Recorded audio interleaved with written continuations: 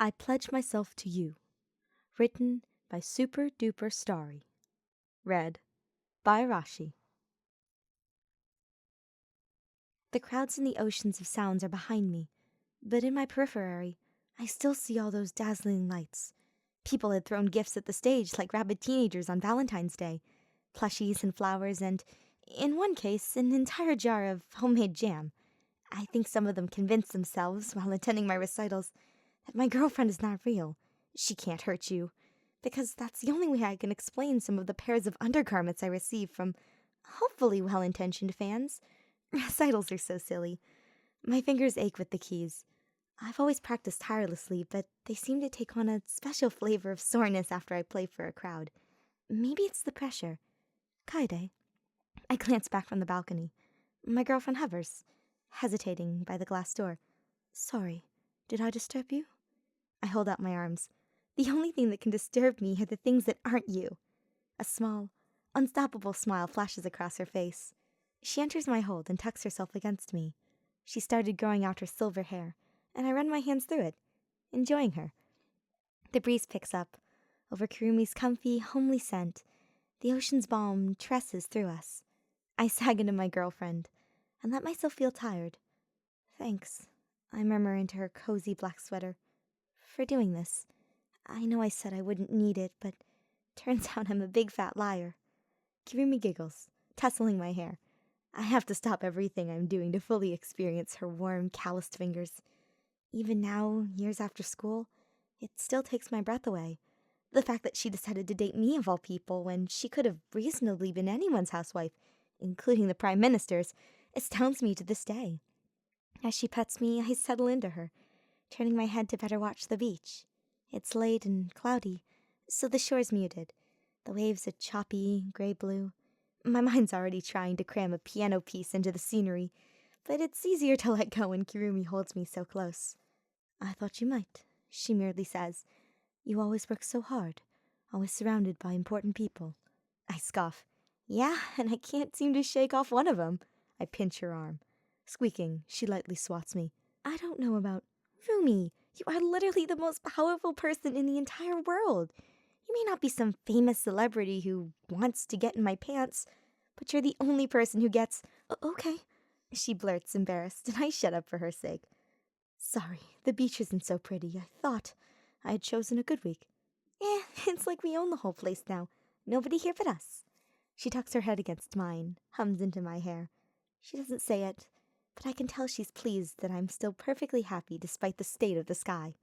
She was so hard to read when we were in high school. I practically drove myself mad trying to figure her out. She accepts the tasks our classmates threw onto her, both our peers and our upperclassmen, with all the same cool ease. She stressed me out. I was convinced she wasn't happy. But that's just her freaking thing. She can't help but want to clean up others' messes, man, I used to feel so bad when I'd come home to see that someone had already done my laundry for me and put the perfectly folded clothes back in the exact drawers where they belonged to. Why me? I ask, softer. When you could have anyone else. Kirumi strokes my hair. I tuck my head into her chest, let myself be surrounded by her. Her heart beats steadily. I was first smitten after our cultural festival. I snort. The maid cafe? The maid cafe you insisted I could not possibly be a maid in. Ah, yes. I forced all the boys into skirts. I wanted them to feel the breeze. Rentaro and Korekiyo were fully into it, but other than them and an overly enthusiastic Kaito, I had to wrangle the other dudes in. Serves them right. I made Kirumi be our sign holder because it seemed like the least maid-like thing I could make her do. Our food and service sucked, but at least we got a big laugh out of it. Wait, why the heck was that where you fell for me? Kirumi nuzzles into me. Her breaths fall gently over my cheek. During cleanup, you caught me and barred me from helping. You said you wanted to try it for yourself. I was bemused. And I was so curious as to why someone would want to work themselves so hard when I stood at the ready. So I was confusing, which made me hot? She snorts. And amusing. You have always been so amusing. I beam, wrapping my arms tight around her. It's funny. The whole world knows me as a piano master, But Kirumi picks up on me like she hardly notices the whole honed skill of mine. She thinks I'm funny. I barely talk during recitals. She thinks I'm good, a bit disastrous leader, and I'm alone on the stage.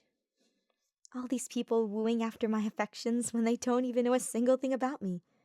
It was impossible, Rumi continues, her hand soothingly close, not to fall in love with you. Nobody quite insisted I paced myself as much as you. Nobody bothered to care for me in return, and that didn't bother me. But with you, I giggled. You cried so hard that night. I caught her in the act of folding my laundry and ordered her to get on my bed and take a nap. She hadn't particularly looked tired, but I decided that she was, and therefore she needed a break. I mean, I never saw her pace herself. Nobody did. And she just, so overwhelmed by my request, shook in my arms, and the tears spouting down her cheeks in gentle trickles. Kaede, she murmurs, pulling away from me a little. Do you know why I brought you here? I blink. Because I looked tired and needed a beach vacation in the middle of nowhere? Kirumi looks away. It was a selfish reason. Oh. Oh. She takes another step back from me. Her hands fall to her sides. Her black floor-length skirt is a little scuffed in sand. I wanted to have you, she says a little quieter. For myself. Quieter. I can only just hear her over the beach's wake. To ensure that nobody else would woo you. There are so many people who want your hand, and I find myself... She doesn't say it, but something cold and distant passes across her face. Something aching. Something weak. Rumi shakes herself. She kneels to the ground, turning up to me. Her porcelain complexion shimmers, silvery like the moon. I don't like talking for myself, but you have spent all these years convincing me that sometimes it is necessary. She bows her head, retrieves, from her pocket, a small velvet box. My heart begins to pound. My breath falters. Kaede? She meets my eyes, gently popping open the box. Kaede, I pledge myself to you. For the rest of my life, I will take care of you. Will you be mine? She trembles so hard that the tears just splinter down her cheeks. Gasping, I rush to her and pull her into my arms, kissing away the tears. She moves out of the way enough to recover the silver band in her box and, fighting a rising nervous smile, holds it out to me. The ring slips seamlessly onto my finger, delicately called. Tomorrow, the world will know Kaede Hakamatsu, famous piano player, is settling down in favor of spending more time with her fiancé. Some people will bash her. Some will feel so hurt that she's getting tied to another person. Others might slander her when the time comes to look into adoption. But who the hell cares? Kirumi fills my arms now, and I whisper to her, I'm so proud of you, and I ache all over with love.